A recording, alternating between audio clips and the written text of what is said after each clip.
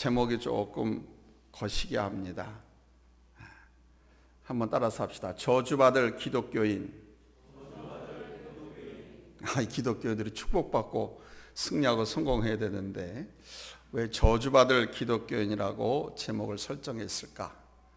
여러분 오늘 말씀을 들으시면서 나는 결코 저주받는 기독교인이 되지 않아야 되겠다 이렇게 결단하는 귀한 시간 되시기 바랍니다. 여러분 혹시 성경 중에서 축복과 저주의 책으로 불려지는 책이 무슨 책인지 아세요? 모세오경 중에 마지막 제5경인 신명기를 가리켜서 그렇게 말합니다. 특히 신명기 28장은 그 유명한 축복과 저주에 대해서 말씀하고 있습니다. 여기에 보면 복을 받는 길과 저주받게 되는 길이 명백하게 드러나 있습니다. 그러니까 복 받고 싶으면, 저주 받고 싶으면 이 말씀을 읽고 그대로만 행하면 그대로 딱 떨어져요. 내 하나님 여호와의 말씀을 삼가 듣고 내가 오늘 내게 명령하는 그의 모든 명령을 지켜 행하면 하나님께 복을 받게 되는데, 성읍에서도 복을 받고 들에서도 복을 받고 내 몸의 소생과 내 토지의 소산과 내 짐승의 새끼가 복을 받고 내 손으로 하는 모든 일에 복을 받고 들어와도 복을 받고 나가도 복을 받을 것이라고 말씀하고 있습니다.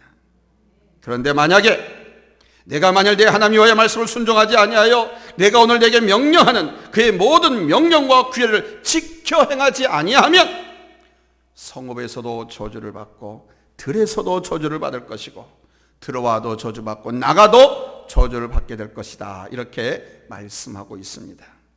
그러니까 한마디로 말씀드리면 하나님의 말씀과 명령을 지켜 행하면 복을 받고 지키지 않으면 저주를 받게 된다는 것입니다. 그렇다면 행위에 따라서 복을 받기도 하고 저주를 받는다는 뜻일까요? 그렇지 않습니다. 이 말씀을 우리 인간들의 행위에 대한 요구로 오해해서는 안 됩니다. 이것은 진정한 믿음, 살아있는 믿음에 대한 하나님의 요구인 것입니다. 왜냐하면 하나님을 진실로 믿는 사람에게는 그 말씀을 따라서 사는 열매가 반드시 나타나야 하기 때문입니다. 본문으로 돌아가 보면 쉽게 이해되지 못할 말씀이 기록되어 있습니다. 여러분, 우리 정통 기독교 교리로 보면 구원은 무엇으로 받습니까? 우리가 뭐로 구원받아요? 행위로입니까? 믿음으로 받습니까?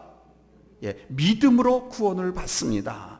그런데 오늘 본문은 마치 행위로 구원받는 것 같은 오해를 하기가 쉽습니다. 여기서 첫 번째 아젠다입니다. 한 부자 청년이 있었는데 이 청년이 어떻게 하면 구원받을 수 있을까를 고민했습니다. 모청이나 영생을 얻기 위해서 그는 재물과 권력을 다 가졌어요. 일찍이 젊어서. 그런데 고민이 있었어요. 어떻게 하면 구원을 받을 수 있는가?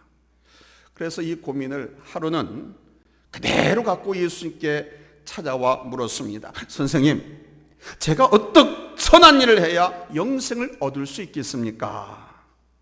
지금 그 청년은 영생을 얻기 위한 방법, 즉 구원을 얻는 방법에 대해서 묻고 있는 것입니다.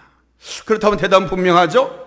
나를 믿으라. 저 예수님께 묻는 거니까 나를 믿으라. 나를 믿으면 구원을 얻는다. 누구든지 믿기만 하면 된다라고 말씀을 하셨어야 했습니다. 그런데 우리 예수님의 대답은 아주 의외였지요. 내가 생명에 들어가려면 계명들을 지켜라.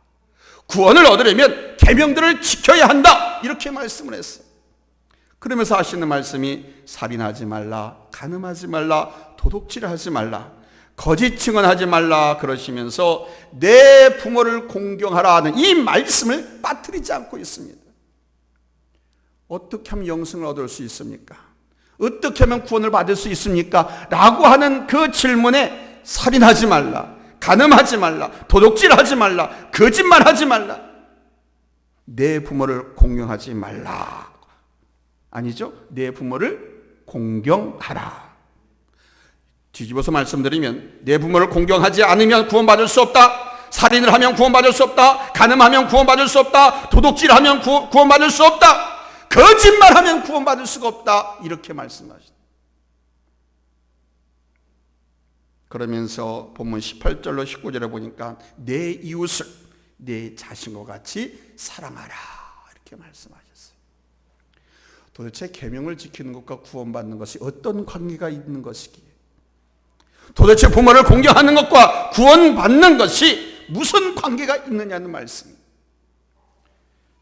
구원은 행위로 얻는 것이 아니라 믿음으로 얻는 것이 아닙니까? 그렇다면 예수께서 말씀하실 계명을 지켜라고 하는 것은 무슨 뜻일까요? 하나님께서 구원받기 위해서 우리의 행위를 요구하시는 걸까요? 그게 아니죠. 내 믿음의 진실함을 요구하시는 겁니다. 다시 말씀드리면, 내 부모도 공경하지 못하는 자가 어떻게 보이지 않는 하나님을 공경할 수 있겠느냐? 내 눈에 보이는 형제도 사랑하지 못하는 자가 어떻게 보이지 않는 하나님을 사랑할 수 있겠느냐는 말씀인 거예요. 저는 이 말씀을 이렇게 해석하고 싶습니다. 하나님을 섬기려면 먼저 인간이 되거라. 널 낳아주고 길러주신 부모도 공경하지 못하면서 하나님을 공경한다는 것은 위선이다. 이 세상에서 가장 고귀한 사랑을 베푸신 부모님조차 사랑하지 못하는 자가 어떻게 하나님을 사랑한다 말할 수 있겠느냐? 간혹 보면 부모님에 대해서 섭섭하게 생각한 사람이 있습니다. 부모님을 원망하는 사람이 있습니다. 심지어는 자기 부모님과 등을 찌고 상종조차 하지 않고 사는 사람이 있어요. 근데 여러분, 우리의 부모님들이 어떤 분이십니까? 두 번째 대지입니다. 우리의 부모님은요, 그 냄새난 똥기저귀를 들여다보고 냄새를 맡으면서 냄새가 구수하다고, 황금색이다 하고 기뻐하신 분이 우리 부모님이십니다. 변 색깔이 좋지 않다고 근심하시고 울어보채는 그 아이를 달래려고 등에 업고 서성이면서 밤새 짖으신 그 분이 바로 우리 어머님이십니다. 가난해서 먹을 것이 없던 그 시절, 음식 한 조각이라도 더 먹이기 위해서 당신의 배를 허리띠로 동여매고 물로 그 허기진 배를 채우면서 우리를 먹이신 분이 바로 우리의 어머니들입니다. 우리 부모님들 가운데 자식을 위해서 목숨을 희생하지 않을 부모님은 한 분도 없습니다. 가난해서 좋은 옷과 맛있는 음식을 배불리 먹이지 못했지만 그분들께서 우리에게 베푸신 사랑만큼은 이 세상에 존재할 황금보다도 더 귀하고 값습니다. 여러분, 맛있는 음식 배불리 먹이지 못한 부모님의 심정이 어떠했겠습니까? 다 떨어지신 자식의 옷을 바늘로 꿰매시던 부모님의 심정은 어떠했을까요? 아마 여기 나이 지긋하신 분들은 배고팠던 그 시절이 생각나실 겁니다. 당시 시골에서는 등잔불을 켜고 살았습니다. 제가 사는 마을도 초등학교 3학년 때 전기가 들어왔습니다. 대개가 검정 고무신을 신고 살았습니다. 흰 고무신 신는 것이 소원이었습니다. 그러나 여러분, 좋은 옷, 좋은 음식 대신에 우리들은 부모님의 사랑을 먹고 자라지 않았나요? 부모님의 눈물을 먹고 자라지 않았습니까? 이런 부모님을 공경하고 섬겨야 하는 것은 사람의 기본 도리인 것입니다. 그런데 그런 부모님을 공경하지 않는 불효자들이 구약 시대에도 있었던 모양입니다. 신명기 27장을 보면 하나님께서 모세를 통해서 에발산에서 당신의 백성들에게 저주를 선포하게 하시는 장면이 나옵니다. 그러니까 모세에게 백성들에게 저주를 선포하라고 명령하신 거예요. 그 중에 대표적인 두 가지를 소개하면 이렇습니다.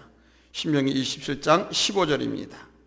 우상은 여호와께 가증하니 그것을 만들어 은밀히 세우는 자는 저주를 받을 것이라 할 것이요 모든 백성은 응답하여 말하되 아멘 할지니라. 우리는 흔히 마음의 결단을 촉구하는 말씀을 선포하면 아멘합니다. 축복의 말씀을 선포해도 아멘합니다. 힘이 되고 능력이 된 좋은 말씀을 선포하면 아멘합니다. 그러나 신명기 27장에서는 저주를 선포할 때 너희는 아멘으로 화답하라고 명령하고 있습니다. 저주를 선포하는데 아멘하래요. 왜 그랬을까요? 여기에는 두 가지 뜻이 있습니다. 하나는 절대로 우상을 섬기지 않겠다는 결단을 다지라는 것이고, 또 하나는 우상을 섬기는 자는 반드시 저주를 받게 하실 것이라는 거예요. 그리고 또 신명기 27장 16절에는 그의 부모를 경홀히 여기는 자는 저주를 받을 것이라 할 것이요 모든 백성은 아멘 할지니라 그랬습니다. 이게 세 번째 대지입니다. 부모를 공경하지 않는 것은 사형에 해당하는 죄를 짓는 것입니다. 따라서 합시다. 부모님께 불효하는 것은 사형죄다. 지금 하나님께서는 에벨산에서 부모를 경홀히 여기는 자들을 향해서 저주를 선포하고 모든 백성들이 그 말씀 앞에 아멘으로 대답하라고 명령하고 계십니다. 이것은 우리 하나님께서 부모에게 효도하지 않는 자, 부모를 경홀히 여기는 자에게 저주를 내리시겠다는 우리 하나님의 강력한 의지가 담겨 있는 말씀입니다. 무서운 겁니다. 강력한 의지. 출애굽기 21장 15절에 보면 자기 아버지나 어머니를 치는 자는 반드시 죽일지니라.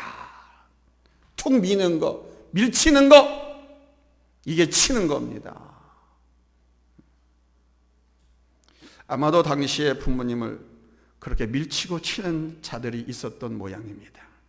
바로 그런 자들을 사형에 처할 것을 하나님께서는 명령하고 계신 것입니다. 잠언 30장 17절입니다. 우리 한번 같이 읽겠습니다. 찾았으면 아멘합니다. 합독합니다. 시작. 아비를 조롱하며 어미 순종하기를 싫어하는 자의 눈은 골짜기에 까마귀에 쪼이고 독수리 새끼에게 먹히리라. 아멘. 자, 큰 목소리로 남성 우리 형제들만 다 같이 큰 소리를 씁니다. 시작.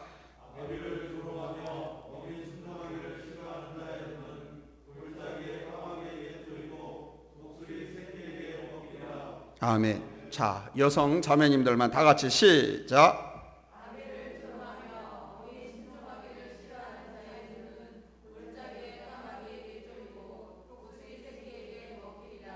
아멘.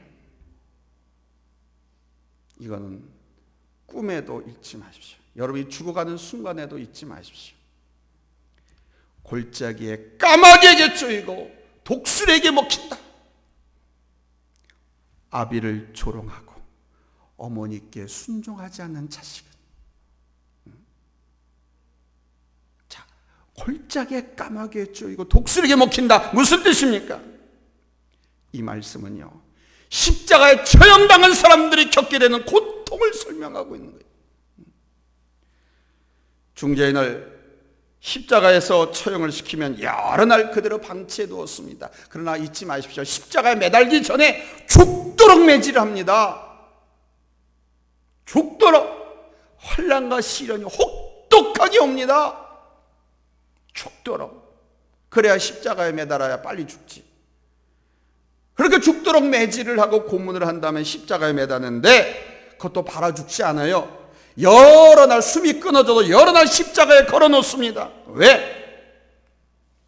그렇게 걸어놓음으로써 지나가는 행인들이 그를 쳐다보면서 어우 끔찍해, 어우 저렇게 죽으면 안 되지. 부모를 경솔하게 공경하지 않는 죄를 지으면 안 되지. 그런 마음을 먹도록 하기 위해서 십자가에 걸어놔 보세요. 엄청나게 달리기 전에 두들겨 맞고 고문을 당해서 살이 터지고 피가 납니다.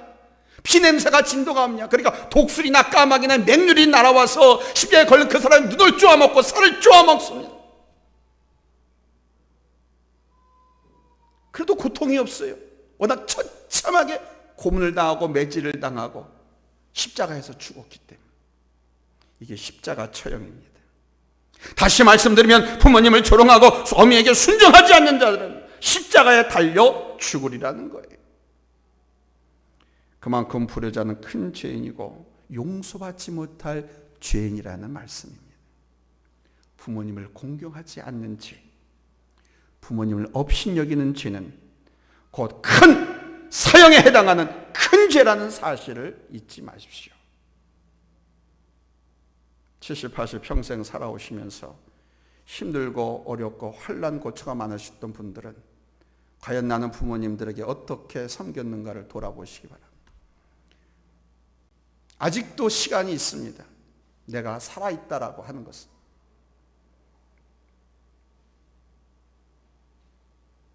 오늘 본문은 영생을 얻으려면 어떻게 해야 합니까? 하고 구원의 길을 묻는 청년에게 우리 예수님께서 내 부모를 공경하라 라고 말씀하고 있습니다. 부모를 공경하지 못하는 자는 하나님을 공경할 수 없기 때문이고, 부모님의 은혜를 모르는 자는 하나님의 은혜를 알 수 없기 때문입니다. 그러니 너는 먼저 인간다운 인간이 되라. 짐승이 아니라 사람이 되라고 말씀하고 있는 겁니다. 또한 우리 하나님은 안식일을 거룩하게 지킬 것을 아주 중요시 하셨습니다. 그런데 레위기 19장 3절을 보면은 안식일을 이렇게 지켜야 한다라고 말씀하고 있습니다. 자, 같이 읽겠습니다. 시작. 너희 각 사람은 부모를 경외하고 나의 안식일을 지켜라. 나는 너희 하나님 여호와니라. 아멘. 여러분, 이 말씀도 곡해하지 않기를 바라요. 부모님을 경외하고 주의를 지키라는 거예요. 나의 안식일을 지키라고 하는 것은 슬픈 일입니다마는 부모님은 전혀 공경하지 않으면서 믿음이 좋다는 평을 듣는 사람이 있습니다. 교회 일에는 두 팔을 걷어붙이고 아주 열심인데 부모님은 나 몰라라 대하는 사람이 있습니다. 전에 우리 교회에 그런 가정이 있었어요.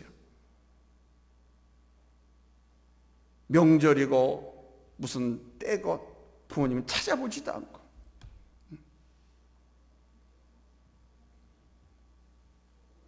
그러나 여러분, 오늘 우리가 살펴본 성경 말씀에 비춰보면 부모를 공경하지 않는 자가 지키는 안식일은 부모를 공경하지 않으면서 하나님 앞에 나와서 주일 예배를 드리는 사람의 예배는 새빨간 위선이고 거짓말이라는. 그러니까 부모에게 경솔한 신앙은 위선이고, 부모를 조롱하는 자는 하나님을 섬기는 것이 아닐 뿐만 아니라 사형에 해당하는 큰 죄인이라는 것을 우리는 명심을 해야 돼요. 따라서 합시다. 부모님을 공경하지 않는 것은 사형수에 해당한다. 성경은 부모님을 공경하는 것을 하나님을 섬기는 것과, 즉 하나님의 권위와 부모님의 권위를 동일시하고 있습니다. 우상을 섬긴 자는 저주를 받을지어다. 한번 여러분들 아멘 해보세요. 우상을 섬기는 자는 저주를 받을지어다. 그 아멘은 우상을 절대로 섬기지 않겠습니다라고 하는 의지가 담기는 아멘인 거예요. 그리고 만약에 내가 우상을 섬기면 저주를 받겠습니다라고 하는 뜻이 담깁니다. 또 부모를 경홀히 여기는 자도 저주를 받을지어다. 이 본드 칠하고 있는 분들은 뭐예요? 본드 칠하지 말고 부모를 경홀히 여기는 자도 저주를 받을지어다. 나는 부모를 잘 섬기겠습니다 라는 뜻이 아멘이에요. 만약에 내가 부모를 잘 섬기지 못하면 저주를 받겠습니다. 두 가지 뜻이 있는 거 여러분이 아멘 하신 것은. 근데 우리는 부모님을 잘 섬기겠습니다, 그런 아멘이죠. 그렇죠? 부모님을 잘 섬겨야 내가 땅에서 잘 되고 들어와도 복을 받고 나가도 복을 받고 토지의 소산 내 자식 새끼들, 내가 키우는 짐승 새끼들까지도 복을 받고 성읍에서도 복을 받고 외국에 나가도 복을 받고. 아멘? 부모님을 공경하면 그래요. 그 아멘인 거예요. 부모를 때리는 자는 사형에 처하라. 안식일을 지키려면 부모를 경외하고 안식일을 지켜라. 아멘? 이게 우리 하나님이 우리 인간에게 주신 명령입니다.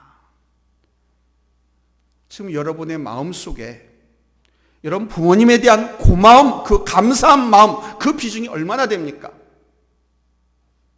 한번 깊이 돌아보셔야 됩니다.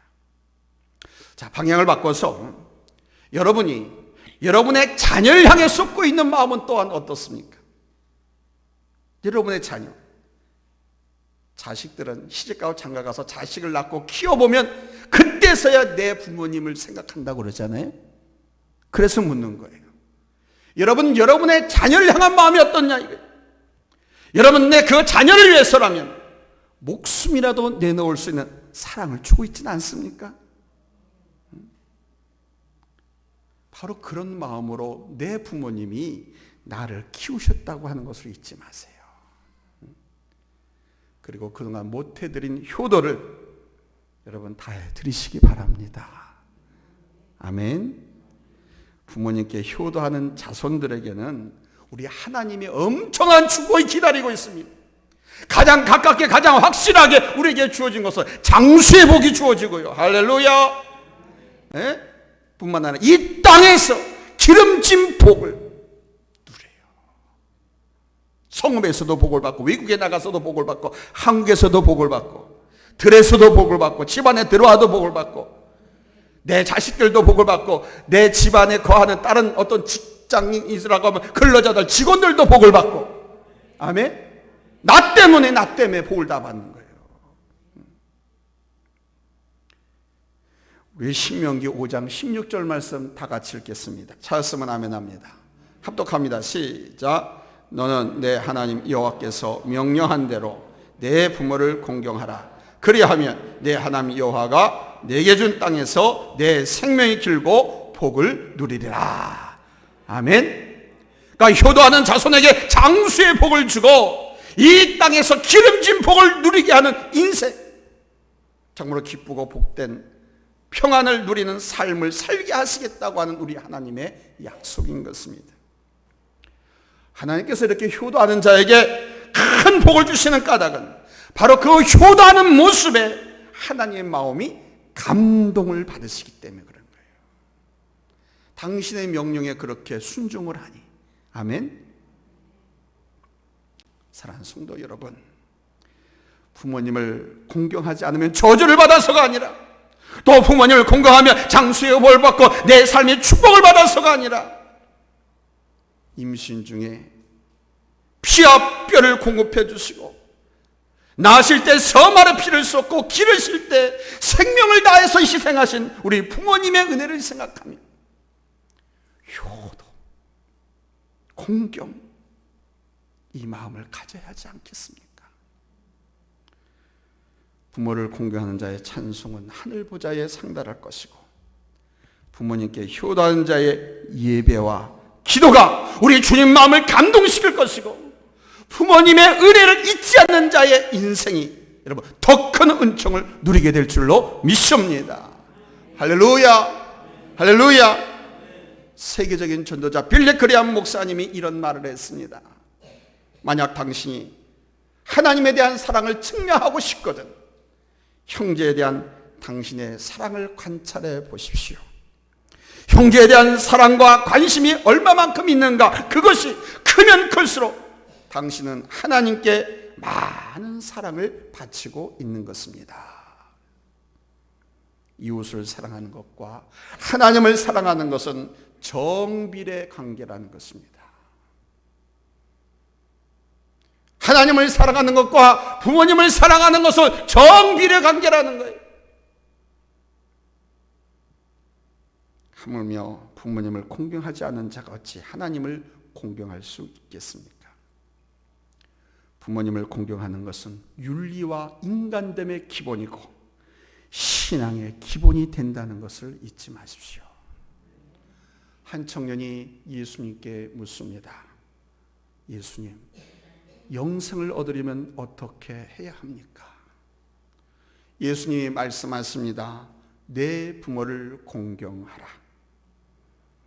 한 청년과 그것도 모든 것을 다 갖춘 한 청년과 우리 예수님과 이 대화를 뼛속 깊이 간직하고 살아서